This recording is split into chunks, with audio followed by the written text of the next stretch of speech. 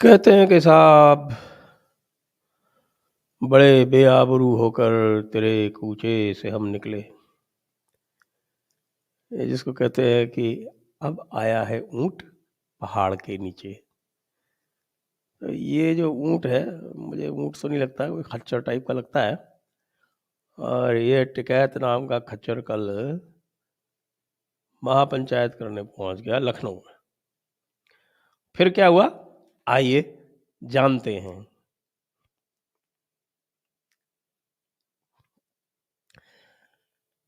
आप सभी को याद दिला दें एक बार फिर से कि 1 दिसंबर से 5 दिसंबर तक दी जयपुर डायलॉग्स एनुअल इवेंट, जिसको हम दी जयपुर डायलॉग समिट 2021 बोलते हैं, वो 1 से 5 दिसंबर तक होगा। उसकी थीम है इंडिया इन 2030, 2030 में भारत।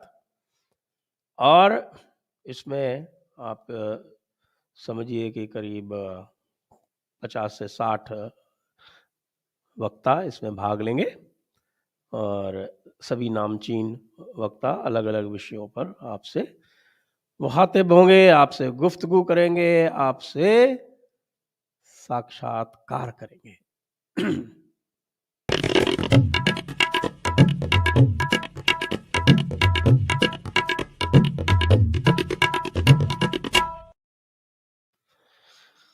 तो भाई मारो टिकैत पहुंच गयो, कटे लखनऊ। तो अब नवाबों की नखरी में इस टिकैत उर्फ लठैत का क्या काम था? खैर कोई बात नहीं, तो भाई लेकिन टिकैत जी को कुछ कुछ तो आइडिया लग गया। पहले तो उन्होंने जहाँ पर सभा की, वो जहाँ बड़ी सभाएं होती हैं लखनऊ में, आगे आप लोग लखनऊ नहीं गए हो तो मैं आपको बता दूं कि आजकल जो बड़ी सभाएं होती हैं जिसमें 10 लाख से 15 लाख तक की जिनकी कैपेसिटी है, वे होती हैं माननीय कांशीराम पार्क में। माननीय कांशीराम पार्क के सामने जो जिसको तथाकथित वीआईपी मार्ग बोला जाता है लखनऊ में, अब तो खैर शहीद पथ हो गया, वरना सारे वीआईपी उसी पथ से जाया करते थे एयरपोर्ट से। अब शहीद पथ बनने के बाद से अब इसकी थोड़ी सी पूछ कम हो गई है। तो ये आलमबाग से लगता हुआ क्षेत्र है। तो मान्यवर कांशीराम पार्क में तो इनकी औकात नहीं थी कि वहाँ पर ये सभा करते, क्योंकि वहाँ पर तो सभा या तो बहन जी करती हैं या फिर बीजेपी वालों ने सभाएं वहाँ पर की हैं और बहन जी को मैच किया है वहाँ पर। जैसे मोदी जी की सभा हुई थी तो वो बहन जी के कांटे की सभा हुई थी, लेकिन बहन जी की सभा जब वहाँ होती है तो वहाँ वो 10 लाख का पार्क पूरा भर जाता है, ये आप मान लीजिए। एक दो बार हमारे अकललेस बाबू ने भी वहाँ पर प्रयास किया, लेकिन वो बहन जी की सभाओं को मैच नहीं कर पाए। ये जानकर आपको आश्चर्य होगा। और अभी कुछ दिनों पहले बहन जी ने सभा की थी, जबकि सब चारों तरफ ये कहा जा रहा है कि बहन जी का कोई वहाँ पर इस समय वजूद नहीं है और वो बहुत अधिक पिछड़ रही हैं, लेकिन फिर भी उनकी सभा में जिस तरह से भीड़ आई वो उसी प्रकार थी जैसी सदैव आती रही है। अब मान्यवर कांचीराम पार्क के सामने जो एक पार्क और है, वो छोटी छोटी कैपेसिटी के हैं। ये मान लीजिए कि एक अधिक से अधिक प्रयास किया जाए तो उसमें 1 लाख लोग आ सकते हैं। तो यहाँ पर हमारे टिकैत बाबू ने सभा रखी और टिकैत बाबू जो थे ये कह के आए थे कि साहब कि हम तो योगी की नाक में दम करेंगे और योगी के पिछवाड़े में डैश डैश डैश। तो भाई हुआ क्या कि इन्होंने सभा तो रखी, सभा में मंच तो बहुत बड़ा बना और एक समय ऐसा हुआ कि मंच पे जितने लोगों के लिए स्पेस थी उतने लोग भी वहां जमा नहीं हुए थे। वैसे फोटो जो है अब आप गूगल करके सब लोग देख सकते हैं।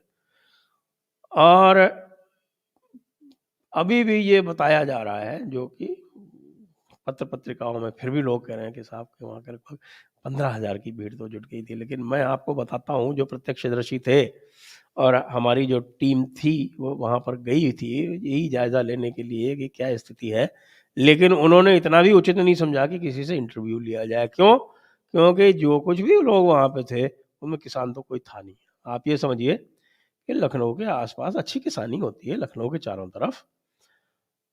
लखनऊ शहर से सपा और एनएसयूआई के कार्यकर्ता, और मूर्खता देखिए कि अपने अपने झंडों के साथ और आए हुए थे, और फिर उनसे कहा और अपील भी की गई तो उन्होंने अपने झंडे जो है वो छुपा लिए। फिर उसके साथ में इन्होंने एक कार्यक्रम रखा था, एक और एक सिरोजा कैफे करके है वहाँ पर, तो वहाँ तो ये पहुँच ही नहीं पाए। वो पुलिस ने उसको बंद कर दिया कि तुमने परमिशन तो यहाँ की ली नहीं है, हम तुमको यहाँ हंगामा उत्पात नहीं करने देंगे। तो हमारे टिकैत उर्फ डकैत बाबू जो है वो अपना सा मुंह लेके और कुछ भी नहीं कर पाए, और जो भी उनके साथ में कुछ लोग आए थे और जो भी समाजवादी पार्टी ने उनको किराए में दे दिए, मुझे पता नहीं कि समाजवादी पार्टी ने किराया वहाँ वसूला कि नहीं वसूला, या एनएसयूआई वालों ने वहाँ पे किराया वसूला कि नहीं वसूला। वैसे भी एनएसयूआई के पास ज़्यादा कुछ तो है नहीं उत्तर प्रदेश में, ले दे के थोड़ा बहुत भी है, वो 100-50 तो इकट्ठे कर ही लेते हैं। तो ये जो बाड़े के टट्टू मिलके टोटल कुछ थे, और टिकैत जी कुछ अपने साथ लाए थे। वो गाड़ियाँ वाड़ियाँ तो लाते ही है ना, टिकैत जी आजकल चलते हैं तो गाड़ियों का काफिला चलता है। आखिरकार किसान है, किसानों के साथ इतनी लंबी चौड़ी गाड़ियों का काफिला ना चले तो कैसे पता चले कि किसानों के पास कितना धन है। ये अकूत धन संपदा वाले किसान हैं, जिन्होंने मिल के जो गरीब किसान थे उनका पेट काट लिया। सही बात तो ये है कि गरीब किसान अपने आप को ठगा सा महसूस कर रहा है, क्योंकि ये जो किसान के कानून थे, किसानी के कानून थे, ये गरीबों के लिए लाए गए थे, टिकैत जैसों के लिए तो लाए नहीं गए थे। टिकैत का वैसे भी तो धंधा जो है वो किसानी से तो कम, और बाकी दुनिया भर की उठाईगिरी के कामों से, पेट्रोल पंप से और रियल एस्टेट से, और पता नहीं और कौन कौन से धंधे खोल रखे हैं, इन्हीं के बहाने जो पैसे इकट्ठे होते हैं उसके, उससे चलता है। तो कुल जमा ये मानिए कि 5 से 7 हजार की भीड़ जो थी वो वहां पर उपस्थित थी डकैत साहब के लिए। लो, डकैत साहब जितनी बड़ी बड़ी बातें करें, जोर जोर से करें, सब कुछ करें, और वहाँ पे ये कहें कि साहब कि वो तुमको जिन्ना बताएंगे, ये बताएंगे, तुम इस पर टिके रहना, हम एमएसपी लेके जाएंगे। एमएसपी लेके कहाँ जाएंगे, कैसे जाएंगे, क्या जाएंगे? ये एमएसपी पर आप जो लॉ, जो प्रपोज्ड लॉ है, उसमें हमारे डकैत साहब कह रहे हैं कि सारे प्रोडक्ट्स की एमएसपी आप डिक्लेयर करो। अब एमएसपी मान लो हमने डिक्लेयर कर दी, चलिए हमने डिक्लेयर कर दी कि जो एमएसपी पे नहीं खरीदेगा उसको सजा होगी। अब आप ये जानिए कि एमएसपी पर जो टोटल प्रोड्यूस होती है उसकी कितना परसेंटेज तो सरकारी एजेंसी खरीदती है। सरकारी एजेंसी उसका कोई 5 से 7%, अधिक से अधिक 10% कभी कभी खरीद लेती है। और एमएसपी ऑपरेशन का अर्थ ये होता है कि वो है support price, minimum support price. तो वो सपोर्ट प्राइस देके वो मार्केट को स्टेबलाइज करती है, और उसके सहारे मार्केट पे और लोग खरीदते हैं। जब आप ये करेंगे कि साहब जो एमएसपी पे नहीं खरीदेगा तो उसको सजा होगी, तो आप ये बताओ कि कौन खरीदेगा? जो एमएसपी जो होती है वो जिस क्वालिटी के लिए होती है, एक एमएसपी होती है, वो टॉप क्वालिटी के लिए दी जाती है, और टॉप क्वालिटी जो होती है वो 5-7%, 10% होती है प्रोड्यूस, और बाकी जो सारी की सारी होती है वो एमएसपी के नीचे वाली जो कैटेगरी 2, कैटेगरी 3 इत्यादि होती है। अब आप ये जानिए कि यदि एमएसपी का लॉ सरकार ले आई तो किसान बर्बाद हो जाएगा। किसान की उपज फिर कोई नहीं खरीदेगा। क्यों? क्योंकि अधिकतर जो उपज होती है वो एमएसपी पे खरीदे जाने लायक होती नहीं है, और एमएसपी से कम जो अभी तक सब लोग बेच लेते थे वो बेच नहीं पाएंगे, क्योंकि भाई अगर सजा का खतरा है तो कौन खरीदेगा? और सरकार के पास पहले से ही इतना स्टॉक है, उनको खरीदने की इतनी आवश्यकता भी नहीं है। इसीलिए तो उन्होंने अभी वो पूरा का पूरा फॉर्मूला लगा के और ये कर दिया कि भाई हम तो जो किसान का जो खेत है उसके हिसाब से खरीदेंगे। तो वैसे ही वो कम हो जाएगा। और ये तो आप कर नहीं सकते कि नहीं साहब कि सारा का सारा सरकार खरीदेगी। एमएसपी से कानून का मतलब ये है कि एमएसपी के अतिरिक्त कोई भी बाहर का व्यक्ति एमएसपी से कम पे नहीं खरीद सकता। अब आप ये बताओ कि ये अगर कर दिया जाए तो डकैत जैसे 2-4 किसानों को छोड़ के और किसी की उपज फिर खरीदी नहीं जाएगी। और फिर डकैत जैसे जो लोग हैं उसको फिर चोरी छुपे ब्लैक में इधर उधर करके लेंगे, जिनको डर नहीं है कि साहब उनको कोई पकड़ेगा नहीं, क्योंकि वो तो अभी दिखा चुके हैं अपने आप को वो कानून से ऊपर है। तो जो कानून से ऊपर वो पहुंच गए हैं उनके ऊपर तो कोई हाथ डाल नहीं सकता। तो फिर इसको लेके फिर वो अपने जो आटा मिल है उसमें ले लेके फिर अपने बढ़िया कमाई करेंगे। तो बढ़िया आप समझ लीजिए कि ये जो किसान यूनियन वाले हैं इनकी आमदनी का एक ज़बरदस्त एक तरीका निकल आएगा, और ये तो होते जाएंगे करोड़पति अरबपति, और आम किसान जो है वो भूखों मरेगा। जो आम किसान के लिए एक ज़रिया बना था, एक माध्यम बना था कि वो सीधे बाज़ार में और जहाँ से लोग उसको लेना चाहें वो बेच सके, कॉन्ट्रैक्ट फार्मिंग करके अपनी उपज बढ़ा सके, वो सारे के सारे जो ऑप्शंस थे उसके सामने बंद हो चुके हैं।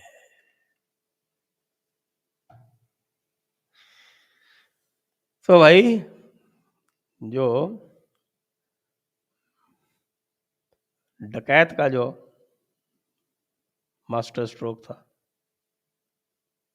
तो डकैत का मास्टर स्ट्रोक तो हो गया पूरी तरह से फेल। अब मैं आपको ये बताता हूँ कि अब ये डकैत क्या करने वाला है।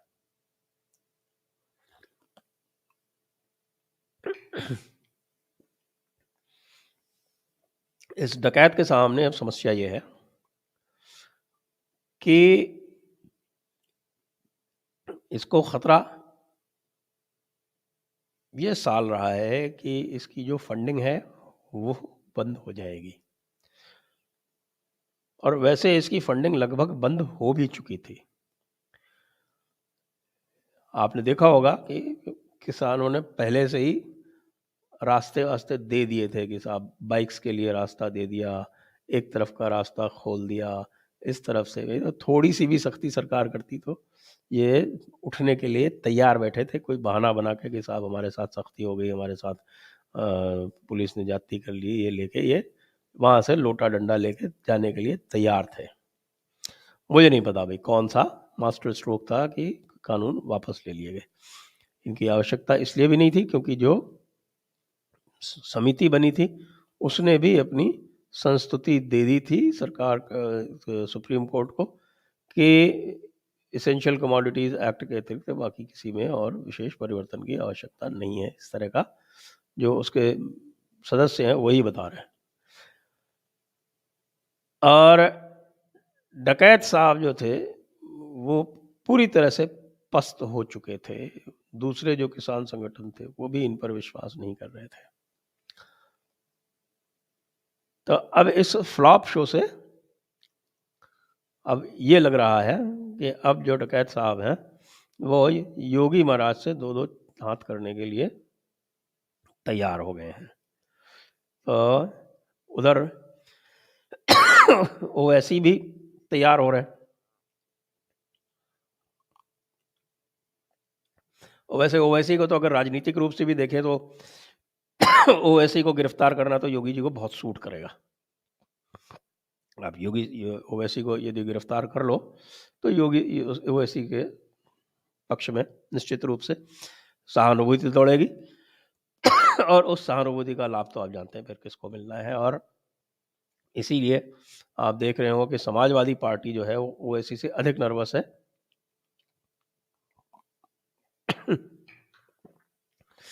भारतीय जनता पार्टी की तुलना में। इसलिए बड़ा आनंद आने वाला है उत्तर प्रदेश के चुनाव में। आप सभी लोग तैयार रहें।